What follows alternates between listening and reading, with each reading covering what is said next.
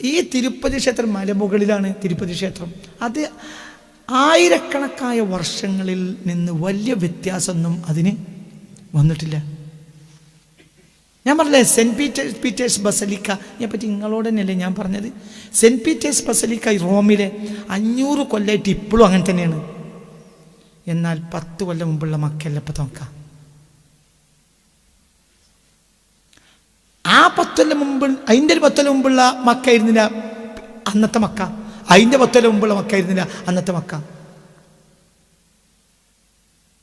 ഇനിയിപ്പത്തെ മക്കയല്ല, അടുത്ത കൊല്ലത്തെ മക്ക പൊളിച്ച് തകർക്കാൻ പോവാണ്.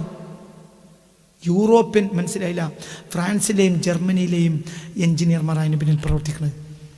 US, കാനഡ, ഫ്രാൻസ്, ജർമ്മനി, മനസ്സിലായില്ല, അതിൽ നമ്മൾ അഭിമാനിക്കുക. ഇപ്പോൾ നമ്മൾ വലിയൊരു കെട്ടിടമായി കാണുകയാണ് എന്തിനെ, ക്ലോക്ക് ടവറിനെ. അത് കൊച്ചു കുട്ടിയായി മാറും. ആ ജാതി അതിനെ പൊളിച്ച് കളയാൻ പോവുക, പൊളിച്ച് കളയുക. എന്തിന്? ക്ലോക്ക് ടവറൊക്കെ പൊളിച്ച് കളയാൻ പോവുക. എന്നാൽ ശബരിമല ആയിരക്കണക്കിന് കൊല്ലം കഴിഞ്ഞിട്ടും എൻ്റെ അർത്ഥം എന്താ, ഏറെ മോഡേണൈസ് ചെയ്യപ്പെട്ട സൊസൈറ്റിയാണ് ഇന്ന്. ഏത് മുസ്ലിങ്ങൾ? ആർക്കാ തെറ്റുപറ്റിയത്? ഉലമാക്കൾക്കും മറാക്കൾക്കും. ഇത് ഭയം തന്നെയാണ്, അത് പിശാചാണ്. ആ മോഡേണൈസ് ചെയ്യപ്പെടുന്ന മക്ക നഗരത്തിൻ്റെ പിശാചിനല്ലാതെ ചാൻസ് ഉണ്ടാവില്ല.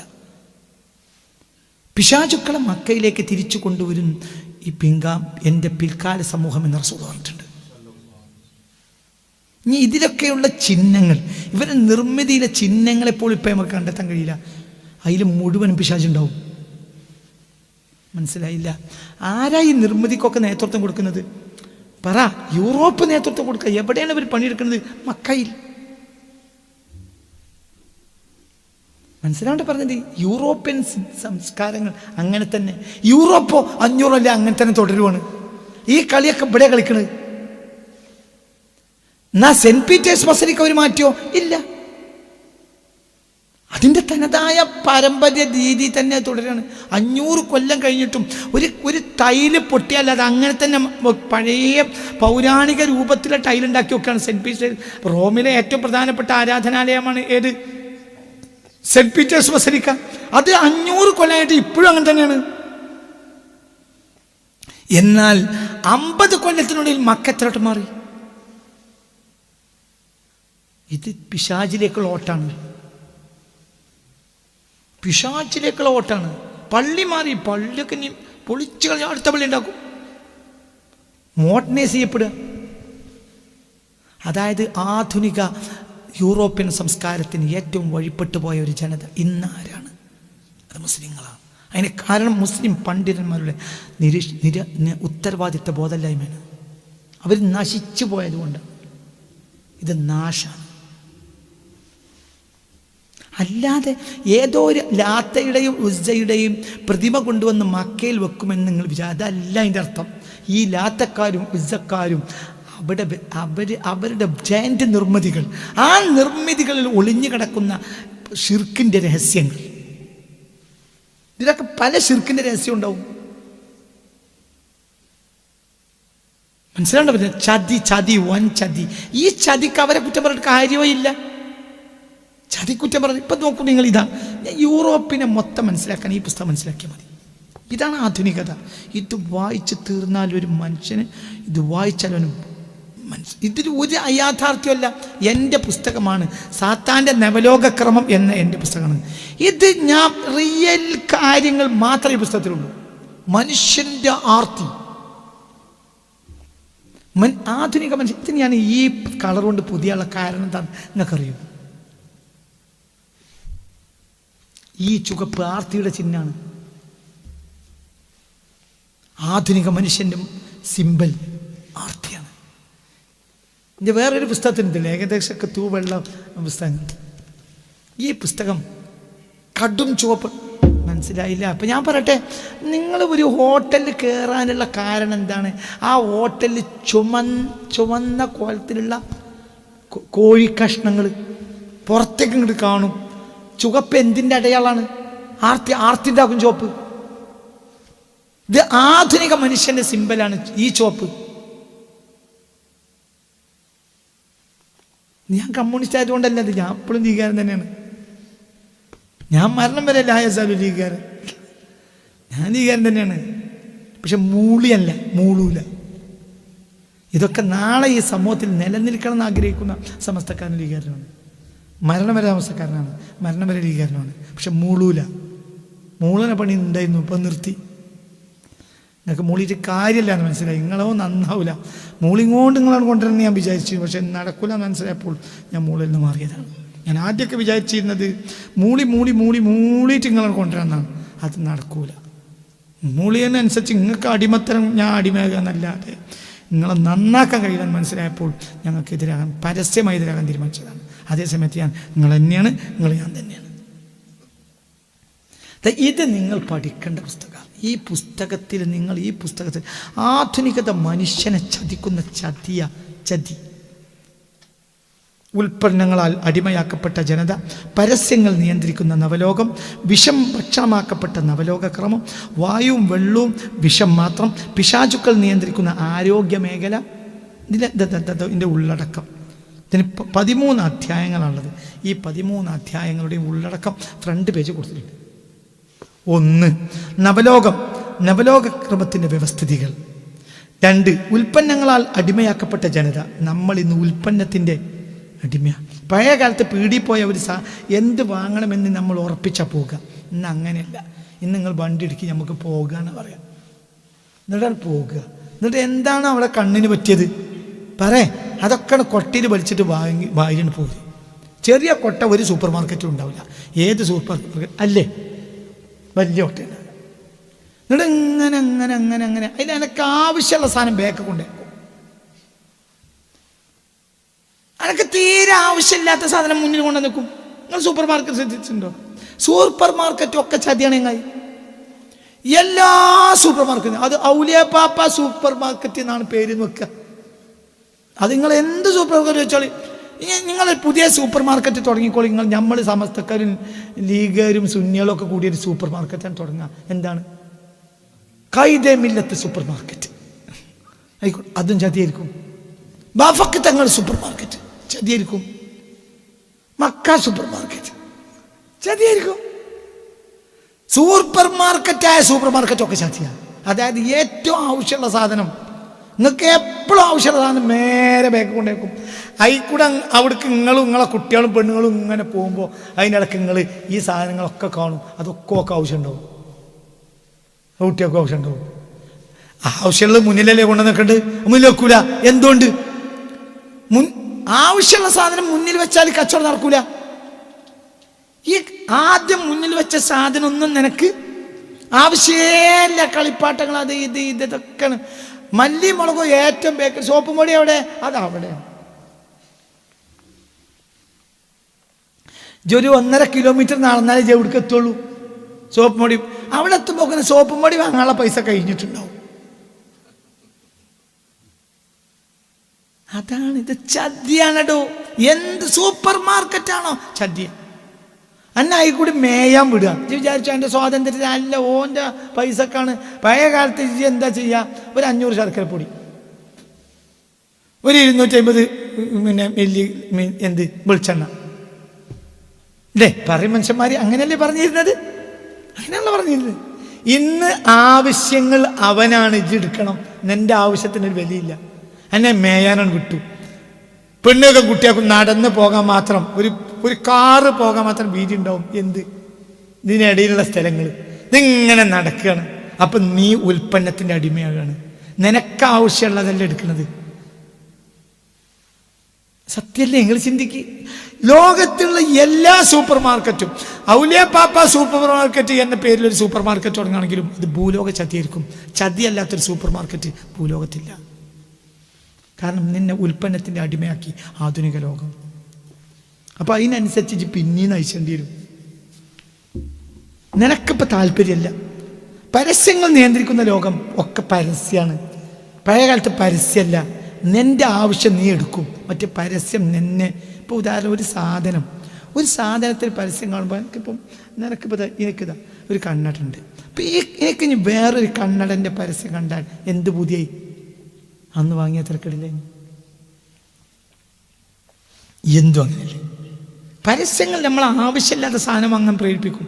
ഇന്ന് ഒരു മനുഷ്യൻ, സാധാരണ മനുഷ്യൻ 4000-10,000 ഇടയിൽ സാധാരണ പരസ്യങ്ങൾ ഒരു ദിവസം കാണുന്നു എന്നാണ് കണക്ക്. വിഷം ഭക്ഷണമാക്കപ്പെട്ട നവലോകക്രമം, കഴിക്കുന്ന ഭക്ഷണം മുഴുവൻ വിഷമാണ്. അതിന് 100 തെളിവുകൾ. വായുവും വെള്ളവും വിഷം, മണ്ണും വിഷം മാത്രം. മണ്ണിൽ ഇന്നും ഈ മണ്ണിലാണ് സാധനം ഇല്ല. കാരണം മണ്ണിൽ എന്താ ഉള്ളത്? പക്ഷെ മണ്ണിരാന്ന് പറഞ്ഞാൽ ഒന്നിങ്ങനെ. നമ്മൾ കുട്ടിക്കാലത്ത് എന്ത് ചെയ്യുന്നൊരു ചൂണ്ടിടാൻ വേണ്ടി പോകും. അപ്പോൾ ചൂണ്ടിടാൻ വേണ്ടി പോകുമ്പോൾ എന്താ ചെയ്യുക? ഒരു പിന്നെ നെല്ലിൻ്റെ ഒരു നുരിയോ മറ്റോ ഒന്നിങ്ങനെ മാന്തിയ അതിന്ന് വരും. 1000 ഒന്നിച്ചിട്ട് വരും. എന്ത്? മണ്ണിര. എന്താണ് ആ സാധനം? ഭൂമി എത്ര നന്നാക്കിയ സാധനം വേറല്ല. ഇന്ന് ഭൂമിയിൽ എന്തില്ല? മണ്ണിരല്ല. കഴിഞ്ഞ ജീവിക്കാൻ കഴിയില്ല. രാസവളമാണ്, രാസപദാർത്ഥം അതിൻ്റെ ഉള്ളിൽ. കെമിക്കൽ ചത്തുപോയി. ആര്? ജീവനാശം സംഭവിച്ചിട്ടുള്ളൊരു വിഭാഗമാണ് ഇത് മണ്ണിര. മണ്ണിരയെ പോലെ മണ്ണിനെ ശുദ്ധീകരിച്ച സാധനം വേറല്ല. അതിപ്പം നാട്ടിലില്ല. മണ്ണ് വിഷം, വെള്ളം വിഷം, വായു വിഷം. 6-ാം അധ്യായം പിശാചുക്കൾ നിയന്ത്രിക്കുന്ന ആരോഗ്യ മേഖല. അത് ഏത് ഔലിയപ്പാപ്പ ഹോസ്പിറ്റലാണെങ്കിലും അവിടെ സാത്താൻ്റെ ക്രമങ്ങൾ മാത്രമേ നടക്കുള്ളൂ. എന്താ? ആംബുലൻസിൻ്റെ ഡ്രൈവർമാർ ഇവരുടെ എന്താ ശമ്പളം പറ്റുന്നവരാണ്. കമ്മീഷൻ കിട്ടും ഇവർക്ക്. ഒരു ആക്സിഡൻറ്റിന് ആളെ കൊണ്ടു കൊടുത്താൽ എത്ര പൈസ കിട്ടും? അപ്പം ഈ ആരോഗ്യ മേഖല നിയന്ത്രിക്കുന്ന ഇന്ന് ആരാണ്? പിശാച്. ഈ പുസ്തകത്തിൽ 6-ാമത്തെ അധ്യായത്താണ്. നിങ്ങൾ ഈ പുസ്തകം വായിക്കി. ഇനി പിന്നെ ഒന്നും നിങ്ങൾക്ക് ഇത് മനസ്സിലാകാൻ ഒന്നും ഉണ്ടാവില്ല. വിനോദം, ആഘോഷം, ഉല്ലാസം ഒക്കെ പിശാചിൻ്റെ കയ്യിൽ. അശ്ലീലതയുടെ നവലോകം അതിവൃത്തിയായി ചെയ്തിട്ടുണ്ട്. ഇതിലുണ്ട്. ഇതിലെല്ലാം വൃത്തിയായി കൊടുത്തിട്ടുണ്ട്. അതായത് നഗ്നകളായി ക്ലാസ് എടുക്കുന്ന പ്രൊഫസർമാർ, അതായത് ഒരു നൂലില്ലാതെ എന്ത് ചെയ്യുക? എവിടെ ക്ലാസ് എടുക്കുക? കേംബ്രിഡ്ജിൽ. ലോകത്തെ വിദ്യാഭ്യാസത്തിൻ്റെ തറവാടാകുന്ന കേംബ്രിഡ്ജിൽ ക്ലാസ് എടുക്കുന്ന യുവതിയായ പ്രൊഫസർക്ക് എന്തില്ല? നൂലില്ല. നിങ്ങൾ എന്താ അന്തം വിട്ടു? ഇഷ്ടമാണ്. നിങ്ങൾ ഈ പുസ്തകം വായിക്കും. എൻ്റെ ഫോട്ടോ അടക്കം കൊടുത്തിട്ടുണ്ട്.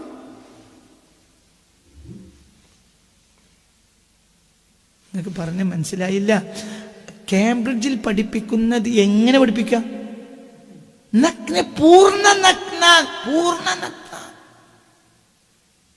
പൂർണ്ണ നഗ്നായിട്ട് ക്ലാസ് എടുക്കുക.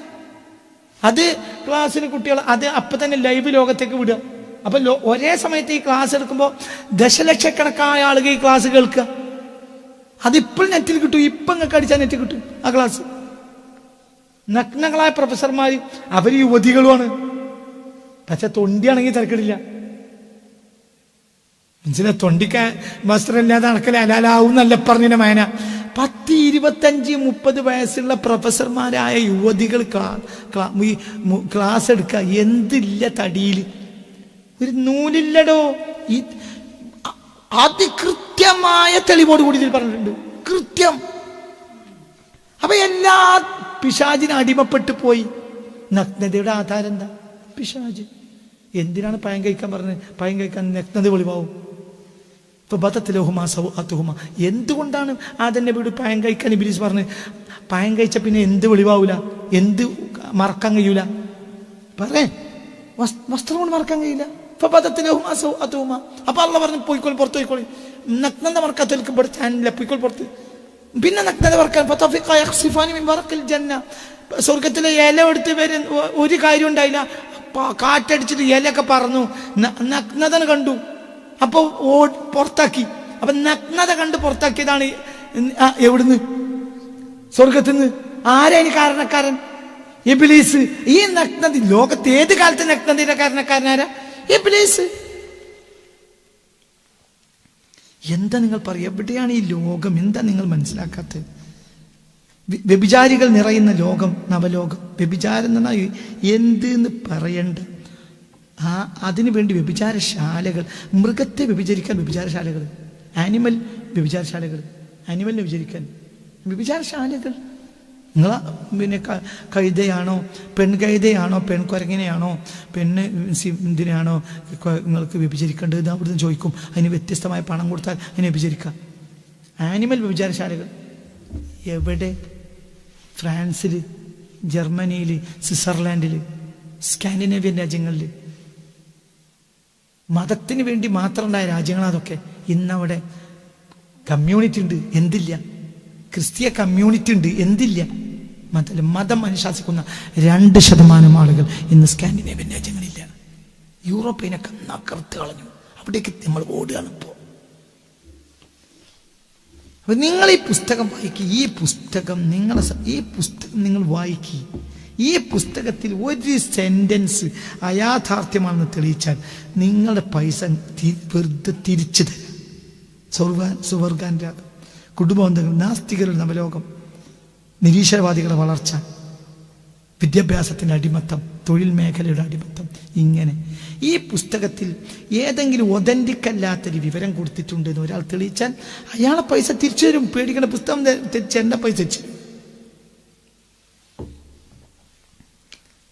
വളരെ ഇതൊക്കെ തമാശ പറയല്ല. ഇത് 100% ഈ പുസ്തകത്തിന്റെ ഉള്ളടക്കം മുതിർന്ന വായനക്കാരെ മാത്രം ഉദ്ദേശിച്ചിട്ടുള്ളതാണ്, കുട്ടികൾക്കുള്ളതല്ല എന്ന് ഞാൻ തുടക്കത്തിൽ എഴുതി കൊടുത്തിട്ടുണ്ട്.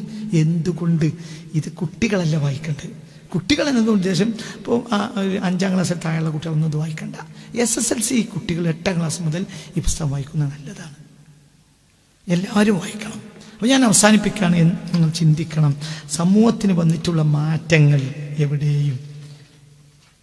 ലോകത്ത് ഇത്രയേറെ മാറ്റങ്ങൾ വന്ന ഒരു സമുദായം ഇന്ന് മുസ്ലിങ്ങളല്ലാതെ ഇല്ല. മുസ്ലിങ്ങൾക്ക് സത്യത്തിൽ ഈ ചതികളെല്ലാം മനസ്സിലാകേണ്ട ഒരു ജനത മുസ്ലിങ്ങളായിരുന്നു.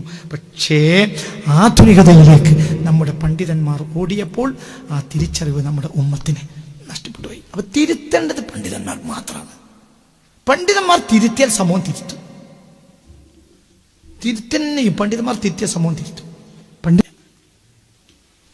അവരപ്പോൾ ചിന്തിക്കുക, നമുക്ക് വലിയ പിഴവ് സംഭവിച്ചിട്ടുണ്ട്. അതിൽ നിന്ന് നമ്മുടെ പണ്ഡിതന്മാർ യാഥാർത്ഥ്യ ബോധം ഉൾക്കൊണ്ട് തിരിച്ചു വരണം. നമ്മൾ ഈ പണപ്പിള മിന്നുന്ന യൂറോപ്യൻ സംസ്കാരമാണ് നമ്മുടെ വളർച്ചയുടെ ആധാരം എന്നത് ഈ പണ്ഡിതന്മാർക്ക് അടുത്ത കാലത്ത് സംഭവിച്ചിട്ടുള്ള ഒരു മൗഢ്യമാണ്. അത് മൂഢത്വമാണ്. അത് 100% മുത്തുനബിയുടെ രീതിക്കെതിരാണ്. സ്വല്ലല്ലാഹു അലൈഹി വസല്ലം